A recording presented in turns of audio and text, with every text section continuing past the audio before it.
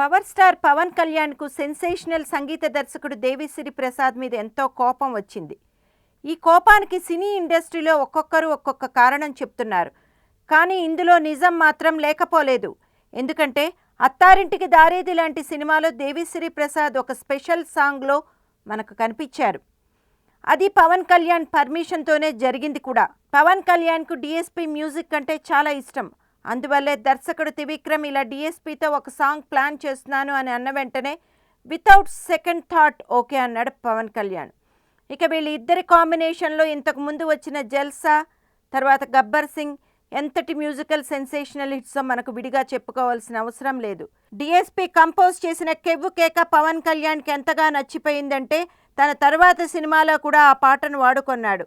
ఇక పవన్ కళ్యాణ్ అంటే DSP special tunes ఇస్తాడని ఇండస్ట్రీలో ప్రతి వారు అనుకున్నారు. పవర్ స్టార్కు ఉన్న పవర్ అటువంటిది. మరి పవర్ స్టార్కి ఎందువల్ల డిఎస్పీ మీద కోపం వచ్చింది? తాను నటిస్తున్న కాటమరాయుడు, వేదాళం రీమేక్, త్రివిక్రమ్ దర్శకత్వంలో వచ్చే కొత్త సినిమా, ఈ మూడింట్లోనూ డిఎస్పీని పక్కన పెట్టాడు పవన్ కళ్యాణ్. డిఎస్పీ నాకు వద్దంటే వద్దు అని ఖచ్చితంగా చెప్తున్నాడు అని అతని సన్నిహిత వర్గాలు పేర్కొన్నాయి. అతను అంతగా ఇష్టపడే డిఎస్పీ మీద మా పవన్కి అంత కోపం ఎందుకు వచ్చిందా అని ఫ్యాన్స్ ఆశ్చర్యపోయారు. దానికంతా కారణం సర్దార్ గబ్బర్ సింగ్లో డిఎస్పీ ఇచ్చిన చెత్త మ్యూజిక్ అని కొందరు అభిప్రాయం.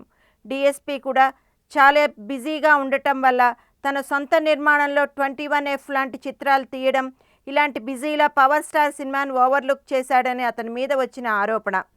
ఇంకా డిఎస్పీ వర్షన్కి వస్తే, నేను ఎంత గొప్ప మ్యూజిక్ ఇచ్చినా డైరెక్టర్స్ సినిమా బాగా తీయాలి కదా, అప్పుడే కదా రెండు క్లిక్ అవుతాయి. డైరెక్టర్స్ చెత్తగా తీసి సినిమా ఫ్లాప్ అయితే దానికి నా మ్యూజిక్ అంటే ఎలాగా అనేది అతని ప్రశ్న. ఏది ఎలా ఉన్నా సినిమా బాగుంటే మ్యూజిక్ బాగుంటుంది అనేది జగమెరిగిన సత్యం.